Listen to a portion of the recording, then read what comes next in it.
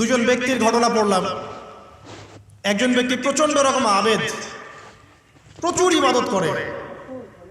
আপনারা জানেন ইবলিসও কিন্তু আবেদ ছিল, ইবলিস কিন্তু প্রচুর ইবাদত করেছে। এখন ওই ব্যক্তির একজন বন্ধু ছিল, এটা বানু ইসরাইলের ঘটনা। তো সেই বন্ধু পাপী ছিল, বিভিন্ন কবিরা গুনাহ করত। আর এই আবেদ ব্যক্তি বারবার তাকে নসিহত করত, গুনাহ ছেড়ে দাও, তুমি পাপ করছো, গুনাহ ছেড়ে দাও। তখন সেই ব্যক্তি যে পাপ করছে সে বলতো যে আল্লাহ কি তোমাকে আমার রক্ষক বানিয়েছেন? আল্লাহ কি তোমাকে আমার উপর দারোগা বানিয়েছেন? আমাকে আল্লাহর হাতে ছেড়ে দাও, আমাকে নসিহত করতে শোনা। একদিন এই আবেদ ব্যক্তি তার বন্ধুকে একটা জঘন্য পাপ করতে দেখল, এমন একটা পাপ যেটা দেখে তার মনে ধারণা আসলো এটা চরম জঘন্য একটা কাজ। তখন সে মুখ ফসকে বলে ফেলল যে আল্লাহ তোকে আর মাফ করবে না, খারাপ কাজ, আল্লাহ তোকে জান্নাত দিবে না।